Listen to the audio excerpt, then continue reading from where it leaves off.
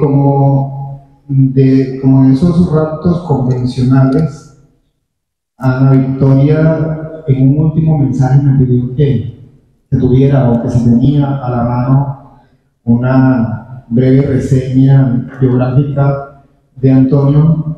Yo no alcancé a contestarle, pero sabía que en la contraportada, en la solapa del libro, aparecía una foto y aparece esta nota biográfica de Antonio que leeré en parte para darles un poco de idea, una idea de con quién estamos esta tarde, ¿no? Antonio García Ángel, 1972, nació en Colombia. En 2001 publicó su primera novela, Su casa es mi casa. En 2004 fue elegido en el programa de maestros y discípulos de la firma relojera Rolex, lo cual le permitió contar durante un año con la tutoría de Mario Vargas Llosa. En 2006 publicó su segunda novela, Recursos Humanos. Son títulos que me gustan, ¿no? Los títulos, estoy pendiente que después de haber hecho el ejercicio de lectura de Que pase lo peor, voy a leer algunas de esas novelas. Pero por lo que ya he escuchado y leído, ya las recomiendo sin haberlas leído. En 2007 fue escogido como uno de los 39 escritores menores de 39 años más representativos de América Latina. Bogotá, 39. En el marco de Bogotá, capital mundial del libro, publicó el libro de cuentos Animales Domésticos en 2010. En 2015 publicó el ensayo Humma de Manuel Gallero. En 2016 publicó Declive, su tercera novela. Ese mismo año fue guionista y presentador de la serie documental Buena Letra. Entre 2012 y 2019 fue editor del programa Libro Abierto. Escribió con Pilar Quintana el guión de Lavaperros 2021. Sí, se presentó. Dirigida por Carlos Moreno. Y bueno, hay un entre paréntesis ahí. Y allá para terminar con la nota, dice aquí, con John Alex Toro escribió el monólogo John Alexe Darío. En 2023 ganó el Premio Nacional de Periodismo Simón Bolívar en la categoría crónica de audio por el podcast Salve, Salve, sin par carnaval. Bueno, después de esta rigurosa nota biográfica, quiero quedarme con la palabra, por lo que estuve escuchando en esa conversación que tuviste con Pilar Quintana, amena, de alguien, de decir esta mañana alguien con quien conversaba, ¿no? Parece que con Antonio la conversación va a fluir, porque se le nota que es un hombre que habla con pasión de la literatura, de su novela, o de sus novelas, porque ahí también escuchaba sobre las otras novelas. Y de pronto no va a ser como esa conversación que se podría tener con Juan Rulfo, que había que sacarle las palabras, ¿no? Así que, Antonio, estamos aquí para hablar de Que pase lo peor y, por extensión, de otros aspectos de tu obra literaria que nos quieras contar. Yo, pues, les cuento, tuve esa maravillosa invitación de Ana, la gestora cultural de acá de la librería de Osvalilla, que me pidió que leyera la novela y que tuviera la posibilidad de conversar esta tarde con Antonio. Pues con Ana ha venido fluyendo todo un proceso desde hace rato. Le dije, eche para acá el libro, agarré la imagen del libro como tal, vi la imagen y pensé, en primer lugar, en una imagen psicodélica que me quedó cuando leí El túnel. No sé si recuerdas, Juan Pablo Castel tiene un sueño en donde se convierte como un gallo inmenso, y luego va a seguir, ¿no? Y luego me remitió algunas imágenes de Joan Miró. Pero luego escuché de ti de dónde venía la imagen y me gustaría que inicialmente nos hablaras un poco de eso, ¿no? De esta imagen que presenta el libro y el título Que pase lo peor. Y bueno, luego podríamos hablar sin contar, yo soy poco amigo de eso, sin contar lo que hay en el libro, podríamos contar de algunas de las experiencias que tuviste al escribirlo y que de pronto a los lectores les interesaría conocer para llegar al libro como que con esas palabras del autor? Bueno, algo también podremos hablar de la trama. Bueno, a esta novela se le hicieron como 6 portadas y creo que ninguna daba con con el espíritu de la novela. Creo que la novela tiene partes que son duras, que pueden ser oscuras, macabras, pero la novela también es una novela muy divertida, pues me han dicho.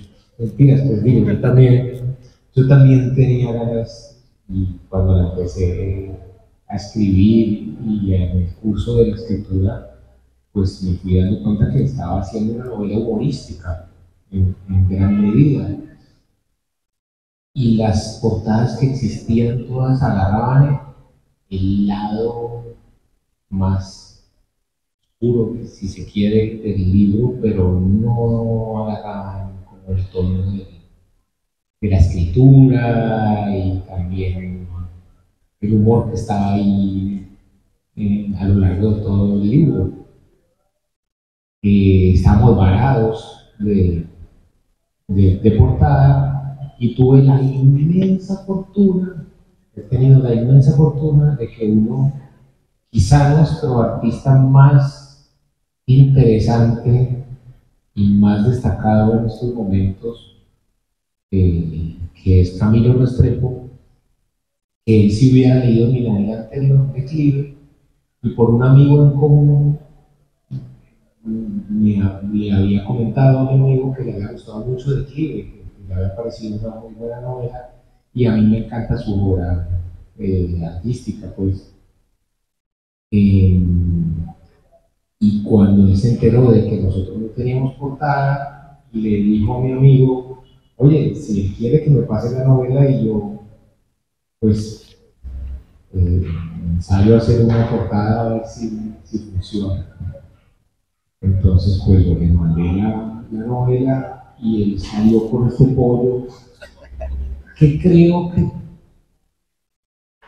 engloba el espíritu de la novela en su totalidad. Es decir, la imagen no deja de ser macabra, es decir, es un pollo descabezado con un chorro de sangre y con un charco de sangre donde está la cabeza, pero al mismo tiempo es un dibujo como con una estética pop.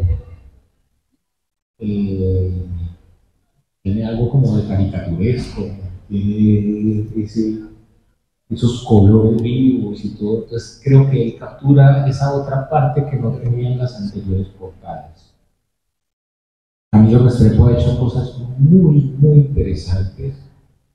Eh, Él, por ejemplo, hizo una exposición en la que vendía criptococaína y uno podía comprar criptococaína y eran como comprar la paja de cocaína, pero era virtual.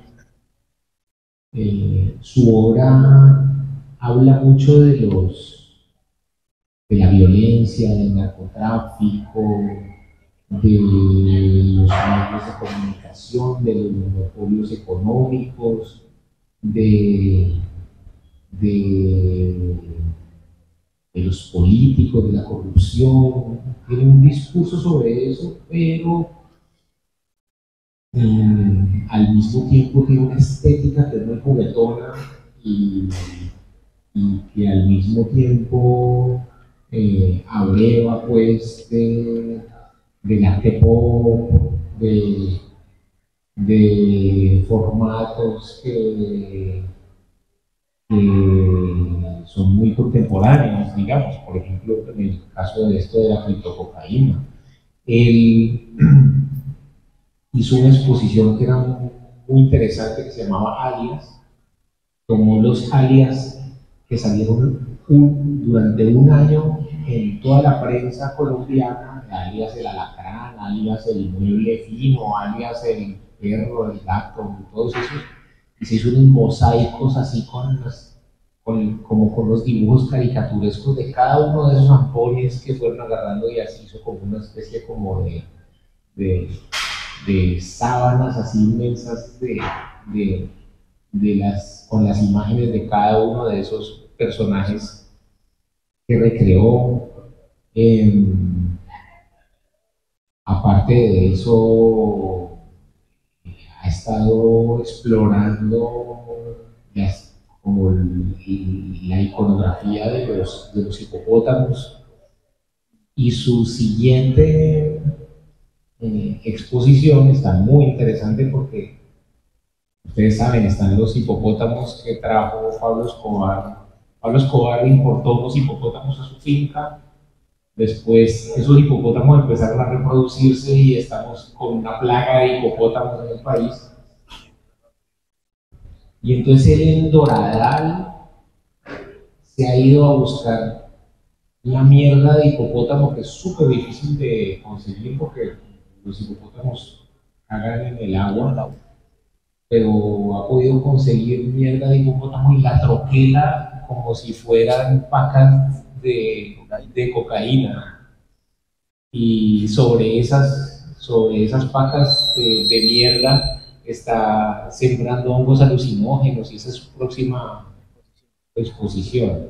Aparte, también hizo una travesura artística que me parece muy buena, y es que Ingrid Betancourt, nuestra ex candidata presidencial, que fue secuestrada por las FARC,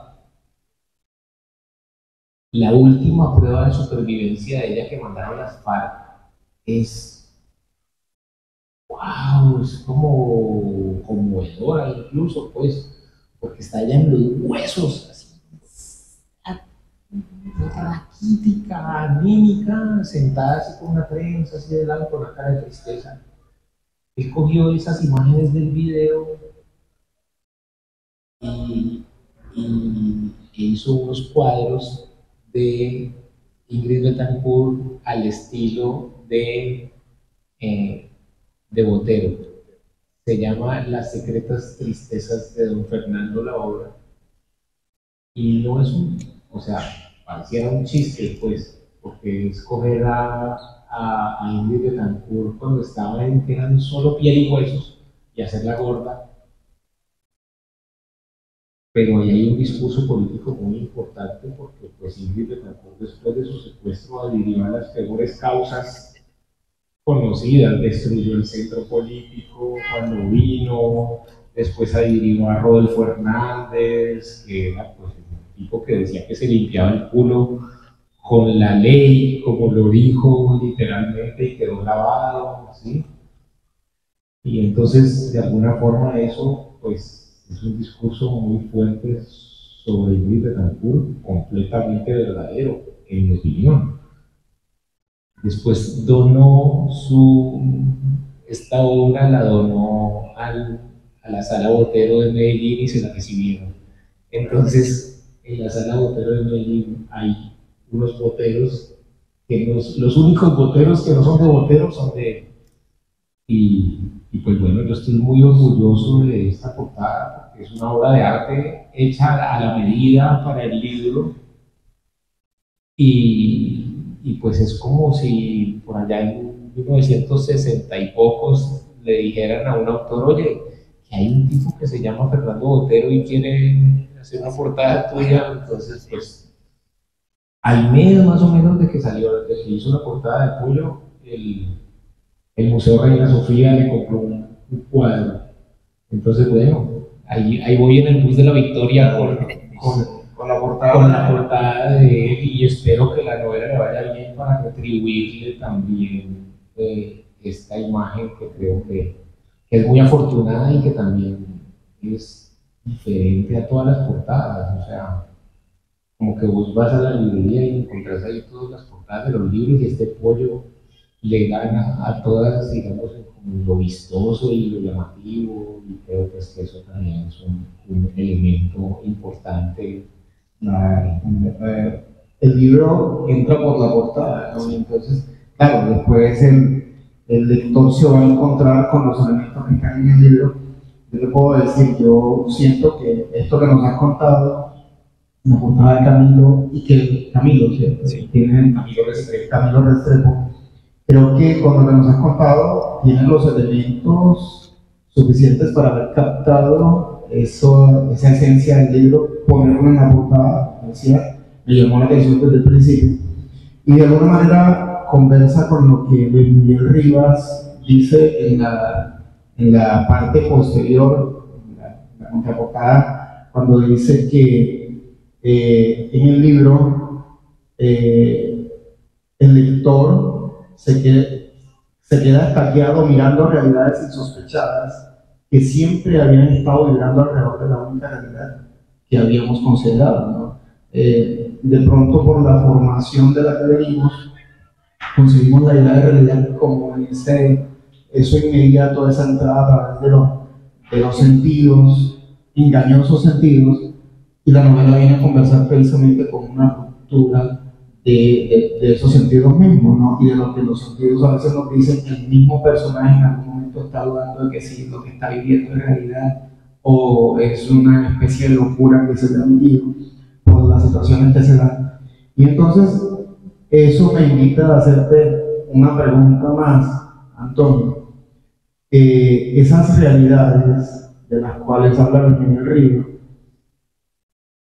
tienen algo muy particular de lo que me gustaría que nos hablaras, de las mismas realidades, sobre todo de una realidad que está inmersa en un mismo libro, que también la realidad literaria, la literatura como tal, realidades a las que acudiste para construir un componente fantástico, que está en una gran parte del libro. Para mí, ese componente fantástico es uno de los grandes aciertos de la novela.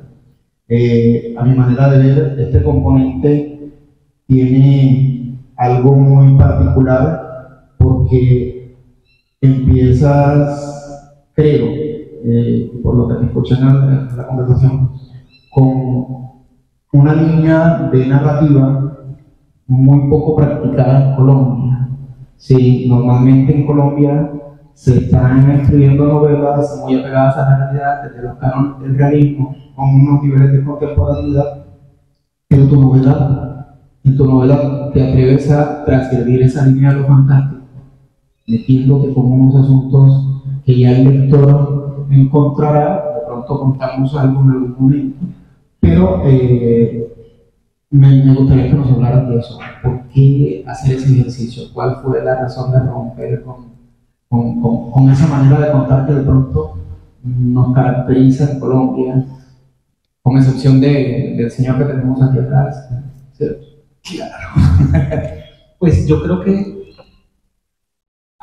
es oportuno que lo menciones al señor que tenemos aquí atrás, porque creo que de alguna manera hubo una serie de autores que se metieron por ese camino y eso se vuelve un despeñadero para ellos porque todos terminan, digamos, como siendo copias deslavadas un poco de la obra principal. Y eso sucede o ha sucedido en muchísimas latitudes con autores como que entran con una obra que rompe muchísimo y ahí aparece una suerte como de copias con las que no pasa mucho, pues. Entonces yo creo que ahí, así como cuando apareció Cortázar, aparecieron un montón de cortázaritos que se fueron por ese borde y allá vamos estrellado. También cuando apareció Roberto Bolaño, aparecieron Bolañito 1, Bolañito 2, Bolañito 3 y por ahí se fueron. Y hay cierto temor también después de ver esas almas desastradas, hay cierto temor de meterse por ahí, digamos. Entonces, con un autor tan omnipresente en nuestra literatura como Gabriel García Márquez, de alguna manera los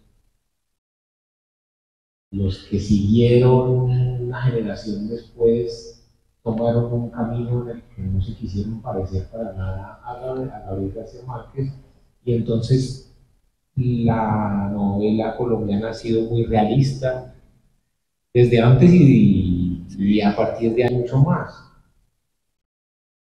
Yo creo que cuando escribí, para el momento, pues, 2025 en el que estamos ahora, ya no hay que temerle a eso. Y creo que la literatura colombiana está muy afincada pues en nuestra realidad y de alguna manera se puede hablar también de la realidad desde un código más fantástico. Entonces creo que ahí es donde entra, donde encaja esta novela y creo que retoma pues un territorio de fantasía que estaba muy olvidado, pues en mi opinión. Después del COVID, en Colombia y en el mundo puede pasar cualquier cosa, ¿no? Incluso que en una novela te aparezca con un alto grado de verosimilitud una especie de heredero de Gregorio Samsa, Jason David, el apellido de Reinaldo, ahorita Mestizo, Jason David Mestizo Samsa, como lo llama en algún momento Nelson. Entonces, ese segundo Gregorio Samsa que aparece en tu novela, tratando precisamente de participar o de hacer partícipe al lector de este mundo fantástico que viene a romper en la vida de Nelson, del personaje como tal. Entonces, ahí aparece, no me quiero ir todavía con Jason, pero aparece el personaje central, Nelson Camargo, y en algún momento, también en esa conversación, tú lo propones como uno de esos personajes perdedores sobre lo que has escrito en otras novelas. Creo que es la palabra que utilizas, si no es así me corriges. Pero bueno, yo comparto contigo esa postura de relación, pero creo que en medio de todo lo que le pasa en el relato, creo que Nelson termina ganando también otras cosas. Es como lo veo y no te voy a pedir que confirmes mi aseveración.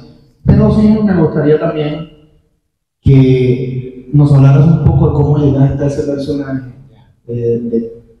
que sobre todo porque siento que es un personaje con el cual cualquier lector que agarre la novela puede congeniar, puede de alguna manera conectar rápidamente, en el caso del personaje central de la novela.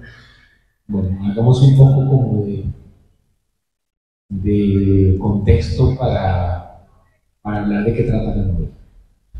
Este es un tipo que se llama Nelson Camargo, que escribió una novela hace como 10 años, que fue muy mal a esa novela, él se avergüenza de ella y si la encuentra por ahí en la librería de Dios, la compra por la quemarla para que nadie la lea. Y aterrizó en un instituto de educación, esos de medio pelo, el Incentec, que saca operadores, auxiliares contables, técnicos de computadores, técnicos en turismo, existen esas como carreras técnicas, y el tipo lleva 10 años ahí dando clases y de pronto lo echan. Lo peor, ¿no? Que da clases de argumentación, de cómo pensar. Sí, es clase de lógica del discurso. De pronto le dicen, oye, ya esta materia que se hace aquí no nos parece que sea necesaria, vamos a concentrarnos en las particularidades de cada una de las carreras. Chao.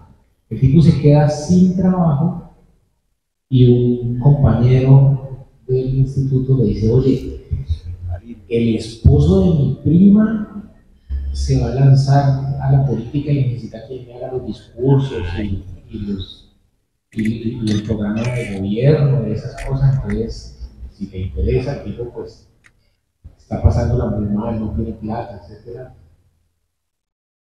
Y dice, bueno, listo, vamos a ver. Y entonces conoce a este aspirante político que es un comerciante de telas, que está absolutamente loco, que es un dorate así, las ideas que está proponiendo son casi surrealistas, pero el tipo pues no tiene mucho remedio, no tiene mucha opción, entonces termina metiéndose con este político y ahí la vida se le empieza a poner muy extraña, muy rara, muy estrafalaria. Y es un personaje que es un escritor y yo siempre tuve muchas resistencias con tener un personaje escritor. Los personajes escritores casi siempre terminan volviéndose un vehículo para la pedantería del escritor mismo. Entonces son todos sofisticados, son todos finolis, y entonces no se come por ahí un sándwich, sino que se come un chateaubriand y no se toma una Coca-Cola, sino un Chateau Marmont de 1994. Y si los deja la mujer, no se agarran a tomar aguardiente, sino que de pronto se obsesiona por allá con un manuscrito del siglo XVIII o con una pintura del Bosco. Y a mí siempre todos los personajes me caían normal. O sea, cuando leía novelas con estos tipos me parecían hartísimos, inmamables, las novelas me caían gordas. Y siempre me ha resistido a tener un personaje escritor hasta ahora que dije, bueno, vamos a hacer uno ya. Entonces este es un personaje escritor que come almuerzo ejecutivo, paga salud y pensión, tiene vacíos en su formación literaria, porque todos esos personajes, siempre que hay un escritor se lo han leído todo, lo sabe todo, no, este tipo no lo conozco. Y entonces es una forma como de sacralizar esa figura del escritor, hacer un escritor más terrenal, menos grave, embarado, solemne. Yo creo que pues en eso el personaje conecta más con el lector. Yo creo que es un gran perdedor el personaje. Ser personaje mío es difícil. Me imagino que si me encontraran los personajes de mi novela me linchan. Al igual que los linchan a ellos. Sí. Entonces a mi personaje no le va muy bien, digamos, pero yo creo que los perdedores son más fértiles para la ficción que los ganadores. O sea, creo que podría, en algún momento parafrasear a Tolstoy al respecto, y creo que me gusta decirlo, que los personajes ganadores son todos iguales, mientras que los personajes perdedores lo son cada uno a su manera. ¿Okay? Tienen una cosa particular allí. Y la novela también es una novela de peripecia, es una novela que puede emparentarse con la novela picaresca. La novela picaresca, que empieza con El Lazarillo de Tormes, una novela de este personaje del Lazarillo de Tormes que rebota entre un amo y otro amo y otro amo. Y pues lo que tiene el tipo es hambre y ganas de llenar la tripa porque está desposeído, no tiene mucho, pero siempre está como acomodándose al mejor postor y todo, y eso hace que él esté como abierto a la aventura, porque no tiene nada que perder, ya lo perdió todo de alguna manera. Entonces mi personaje es un poco así, no tiene trabajo. Vivía cuidando a su mamá, que estaba enferma, y su mamá ya murió. En el amor, mal. Le piden en la casa donde está viviendo y no tiene para dónde irse, etc. Entonces, cuando estás en ese estado, pues cualquier cosa que te propongan, dices que sí, porque ¿qué? Sí, si todo está perdido, ya, que pase lo peor. Oye, el hecho de aceptar esa propuesta aparentemente absurda para alguien que viene, es lo que va a desencadenar en parte todo lo que va a ocurrir en la novela, en esa línea de lo que te preguntaba hace un rato, ¿no?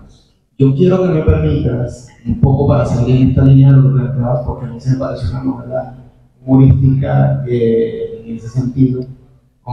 Quiero que me permitas leerle a quienes estamos acá, que es un fragmento breve de algo que me hizo reír mucho.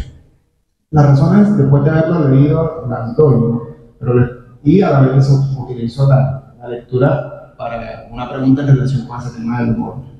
Dice: hacía unos años, en la primera etapa de nuestra amistad, Raquel, esta es una de las grandes pérdidas de eso, es un perdedor en el amor, tanto que pierde en el amor, entonces como rival a sí mismo. Yo no voy a decir más.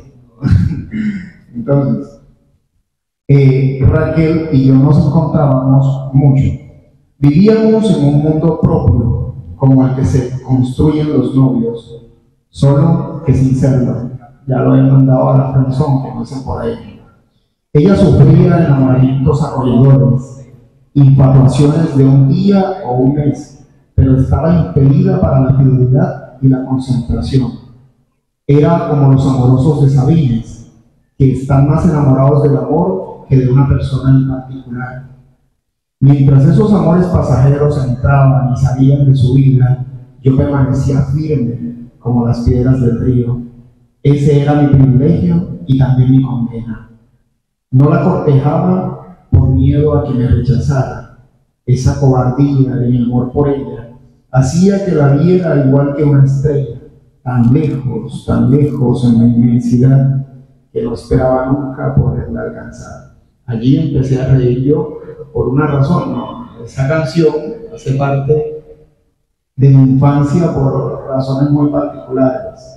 Mi mamá, una escucha de balada, me instruyó en el proceso de escuchar baladas de los años 70 y 80, y además de eso existía como una especie de un radiotiempo total, que tú ibas en cualquier esquina de pueblos o ciudades y ahí estaba radiotiempo, ¿no? Era como una copia de Dios a nivel de emisora.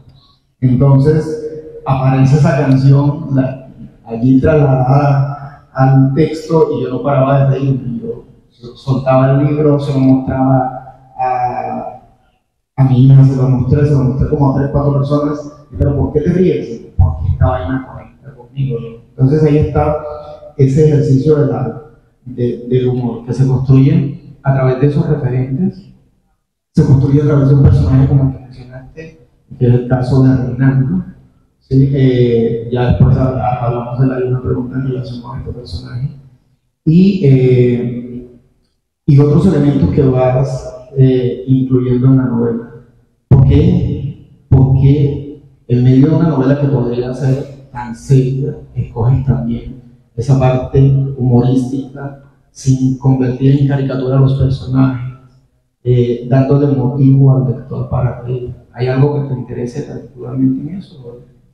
Bueno, con respecto a la canción que está ahí, yo creo que la novela está, pero no sé, que la novela está muy trenzada con letras de canciones, por ahí, referencias, frases, está llena de citas, digamos. Entonces, una de esas es esta canción de Chiquetete, pero no es la única, digamos que por ahí están trenzadas canciones de salsa, de rock, de todos los géneros están por ahí puestas y las canciones están como trenzadas con el párrafo, con los párrafos. Y con respecto al humor, es que la idea de que el humor trivializa es equivocada, es decir, el humor no es ligero, digamos. Hay novelas como Matadero 5 de Kurt Vonnegut, que habla de la guerra y la destrucción del Dresde, que es una novela humorística, pero es una novela terrible, digamos. Creo que el antónimo de divertido es aburrido, ¿sí? No es ligero, Ni serio tampoco. Ni serio, ¿sí? Porque el humor también puede ser supremamente serio, ¿sí? Y yo creo que el humor te da patente de corso. O sea, uno puede hablar de cosas violentas, de cosas grotescas, puede ser crudo, puede ser incorrecto, puede ser muchísimas cosas gracias al humor. Cuando no hay humor, de pronto se siente más duro el argumento y genera más barreras, pero el humor es un filtro maravilloso para poder ser completamente atrevido. Y creo que pues me aferré a ese recurso también para contar cosas en la novela que son bastante que serían más crudas y entrarían de forma más difícil en la narración si no fuera por eso. Yo creo que también la novela colombiana está muy grave y está muy solemne y, y me parece que también hay una línea de la novelística latinoamericana que viene por allá desde Felisberto Hernández en adelante y quizá antes pues que,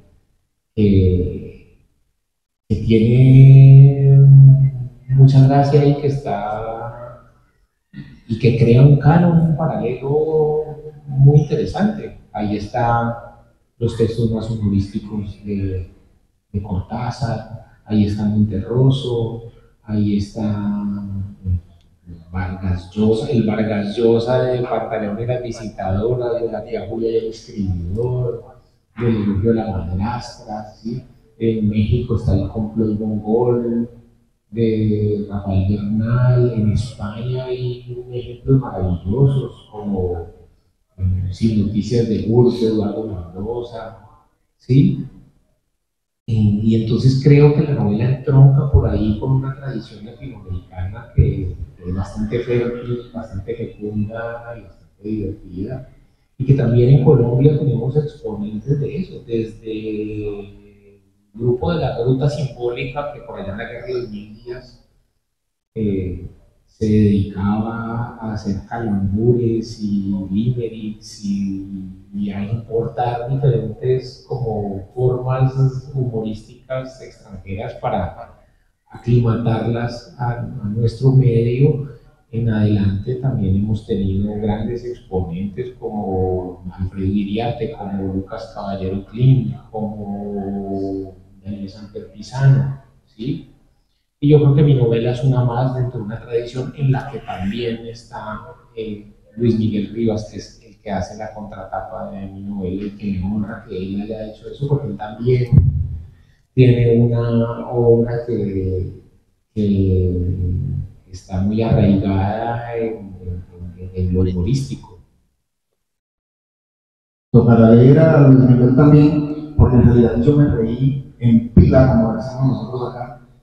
Hacía rato que no me reí tanto con una novela como esta. Hay un personaje que ya lo hemos mencionado, que es el gato mestizo, que para mí es uno de los elementos, uno de los personajes en el cual recae con mayor fuerza ese componente humorístico, ¿no?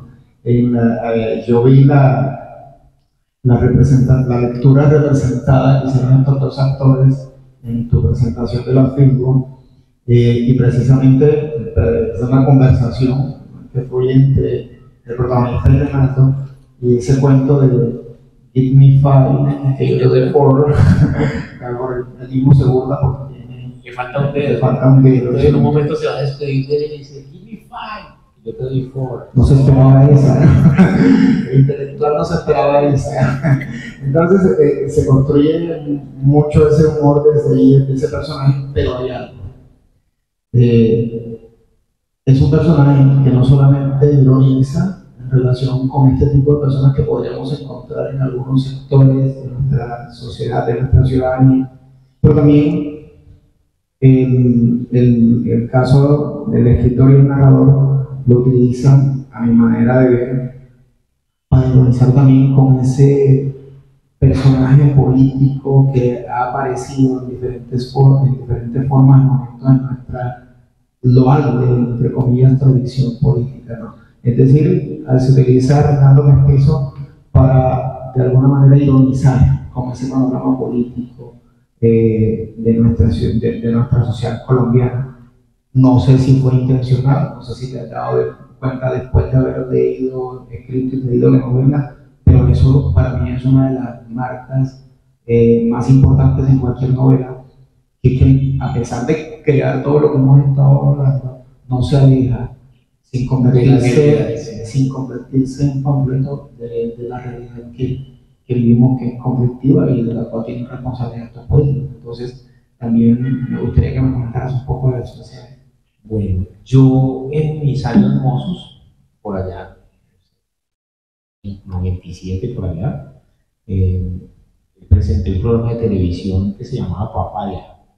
Era como una especie de Caiga quien caiga, que es un programa continuo que tuvo mucho rating en su momento, un CQC ahí extraño, pariente, digamos, de ese tipo de humor político y todo, y tuve la oportunidad de ver de cerca algunos de esos políticos que engrosan una estirpe de delirantes que han llegado hasta el Capitolio Nacional, e incluso algunos de esos delirantes han llegado hasta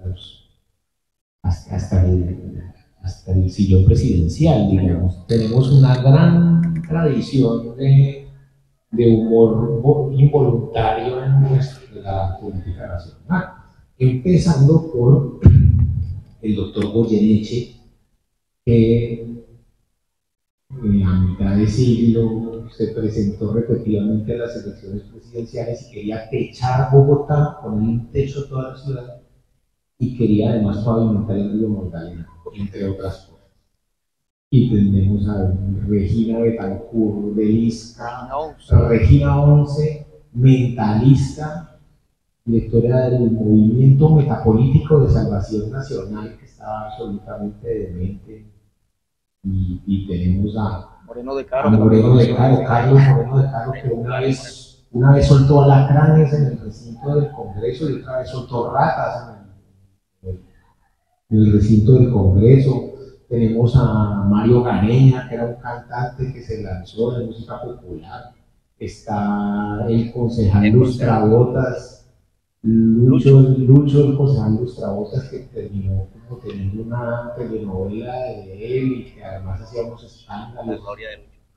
E incluso en nuestras más recientes elecciones presidenciales teníamos al ingeniero Rodolfo Hernández, que decía que un derecho de todos los colombianos era conocer el mar, y que cuando él quedara presidente todos íbamos a conocer el mar. O sea, entonces, digamos, el ejercicio de haber visto algunos de esos políticos súper de cerca y también haber leído sobre ellos y haberlos visto en los medios y todo, digamos que me dio los materiales para crear a don Reinaldo Mestizo, que es absolutamente bajo, pues, pero pues pareciera que eso fuera muy sui generis, pero si vamos a nuestra historia nacional tenemos una estirpe de personajes muy por el estilo, que creo que también es muy latinoamericana, es decir,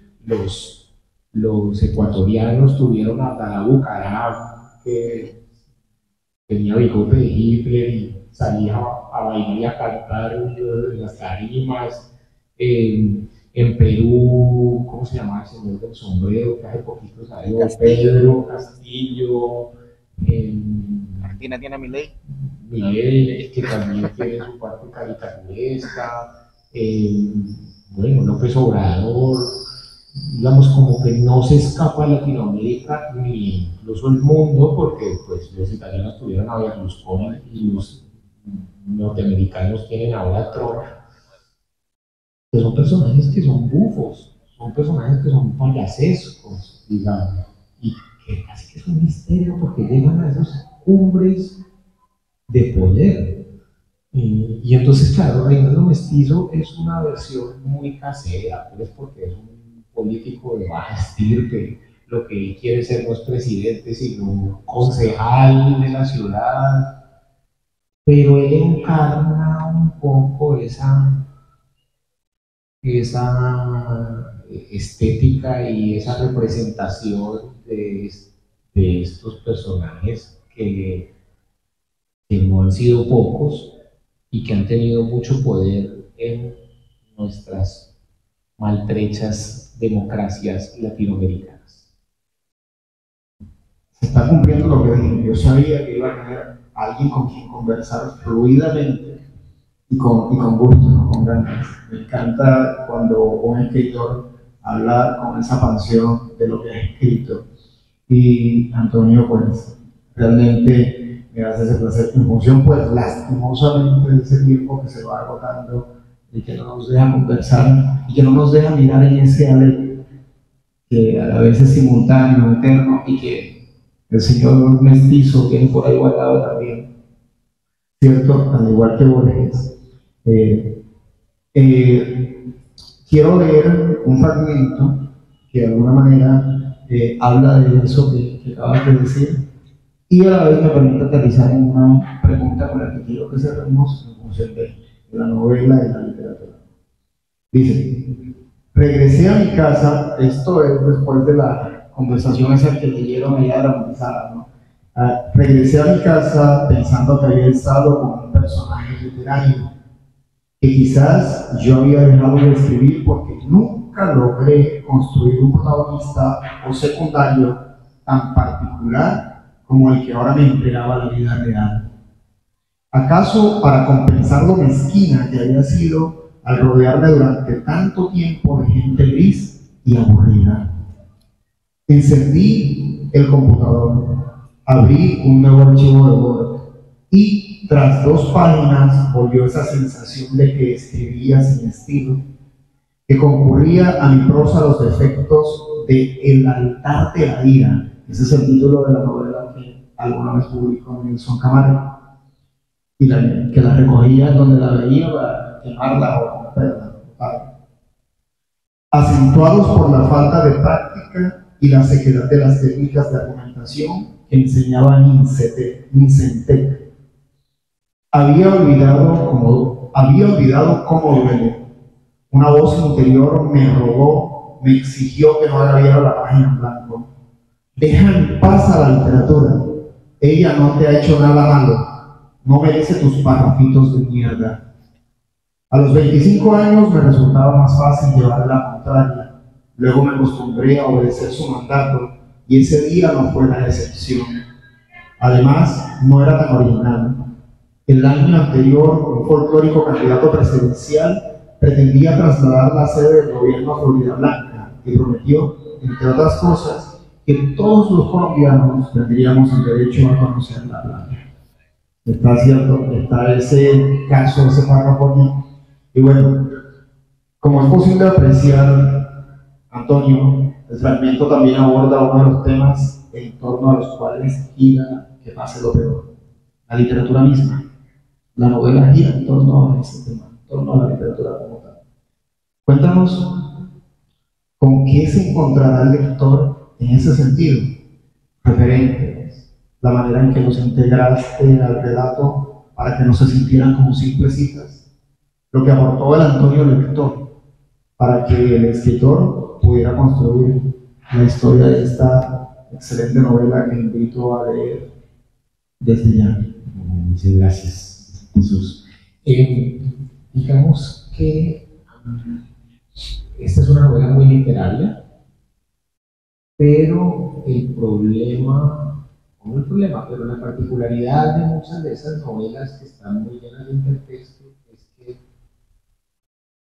tú necesitas ir al texto previo para entender esto. O sea, como que uno se lee Gloria Flaubert de Julia Marx, casi que es imperativo ir a Un corazón simple de Flaubert para entender un poco eso. Y así muchas. Yo lo que hice fue un tipo de novela que se lee muy al estilo de Los Simpson o de las películas esas de Pixar, que si uno tiene un niño al lado, el niño no está entendiendo las referencias, pero el adulto sí, pero ambos están gozándola. Entonces el adulto está diciendo, ay, eso es de Los Soprano, ay, eso es de Breaking Bad, ay, esto es una cita de Bambi, o lo que sea, y el niño no está teniendo conciencia de esas citas, pero está gozándose la historia, está gozándose la peripecia. La novela está concebida de esa manera.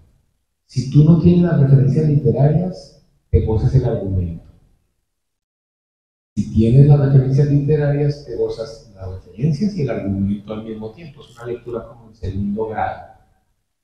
Eso porque siento que la novela literaria de corte muy intertextual siempre es muy excluyente. O sea, como si perteneces a nuestro cerrado club de sabios que tenemos esta referencia literaria, bienvenido. Pero si no, entonces tú allá lejitos porque no te vas a gozar este texto.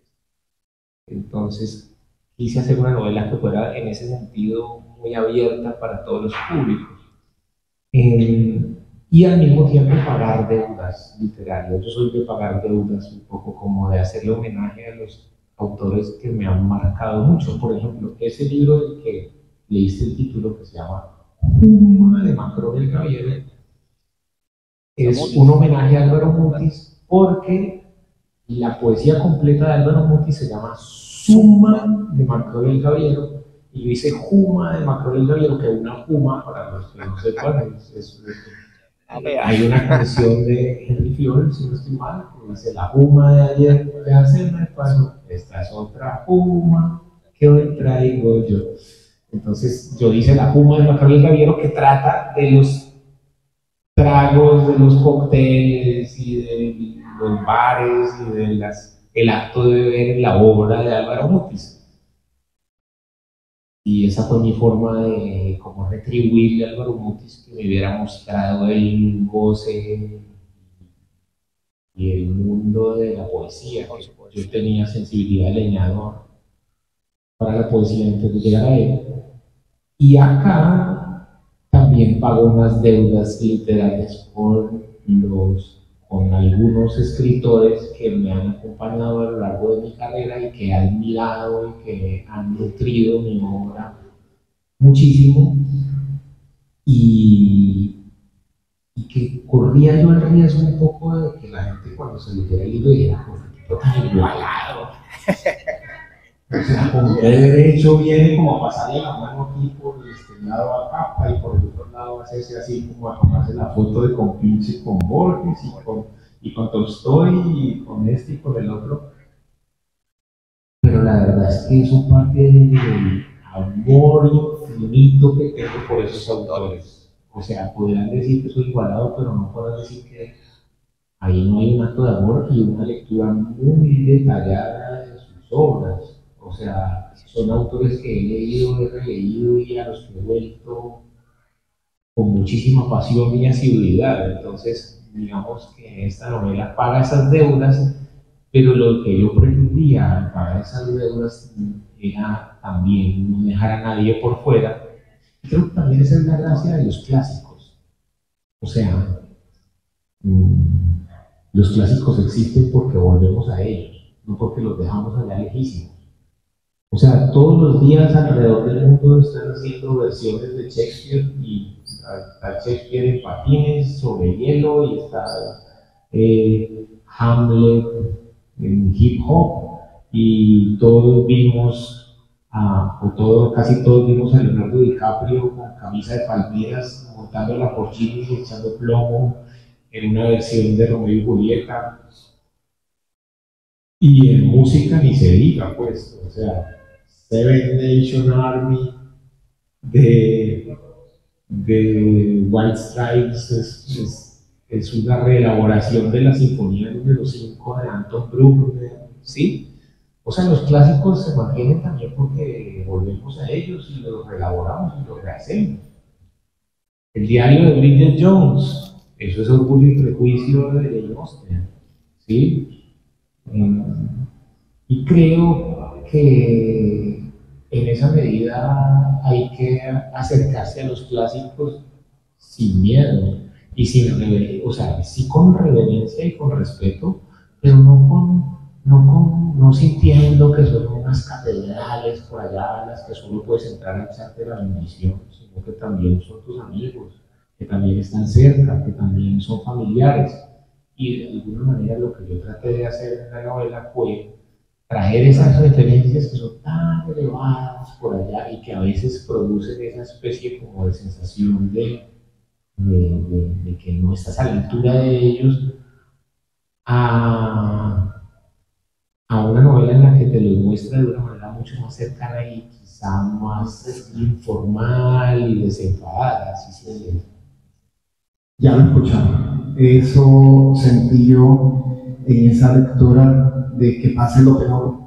Se me queda una pregunta por ahí, pero después te la hago, que es cuando aparece lo del doble, ¿sí? Y entonces, yo sé que la referencia a sabor es con el otro, ¿no? Pero a mí como lector se me atravesó también la referencia a Saramago con algo y quería saber eso. Por supuesto, ¿no? Hay un montón digamos, hay referencias explícitas y hay otras que están implícitas por ahí que también están, o sea, pues, por supuesto, es una novela que tiene como diferentes capas. Lo importante es que no se necesita el conocimiento de ninguno de esos antecedentes para gozarse de la peripecia.